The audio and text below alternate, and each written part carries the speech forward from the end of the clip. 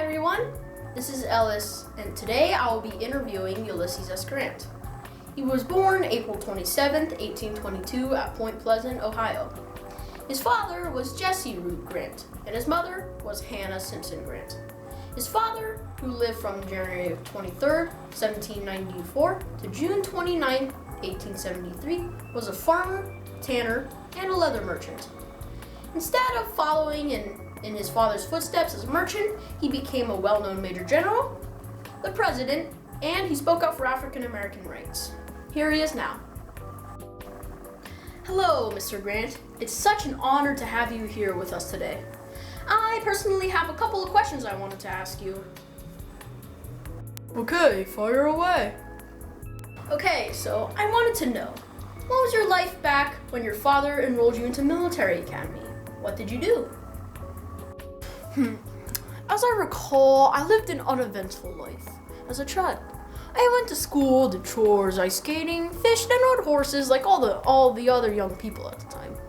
Though I was always good with the horses, almost like we shared an understanding.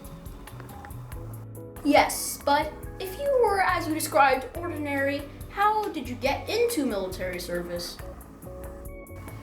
My father, seeing that I would not become a merchant like he was, sent me to military academy.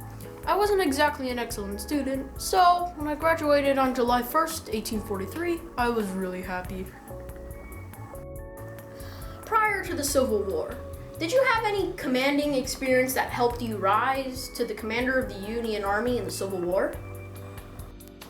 I fought in the Mexican-American War over the territorial agreements of Texas. I served through the war, giving me an experience to take charge in the Civil War. I was a quartermaster rank at the time, which meant I was in charge of all the supplies. So this gave me some experience in directing orders. So why did you enroll into the Civil War? Also, how did you climb the ranks into the commander of the entire Union Army? Well, I volunteered for training military recruits as a colonel. After I captured Fort Donaldson, Lincoln promoted me to Major General. All the Union leaders were very ineffective at the time, being super defensive and not willing to invade the South.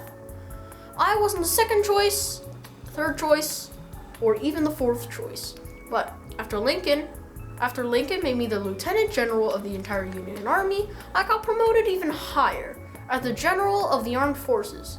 I stayed, and as you know, led the Union Army to victory over the South. What made you want to run for president, and how'd you go? I wanted to run for president because I was the leading commander of the recent Civil War, and it seemed the right thing at the time. The radicals courted me to the idea. A lot of people regard my presidency as one of the worst ones. I struggled with scandals and corruption. I also predicted that history would judge me harshly. For today, Mr. Grant, thank you for being here with us. Ulysses S. Grant died on July 23, 1885, at the age of 63, leaving his legacy behind. You can see his face on the $50 bill, like this. He was undeniably one of the greatest historical figures of the U.S. If he had not been general during the Civil War, it might have turned out differently. And that's all for today. See you next time.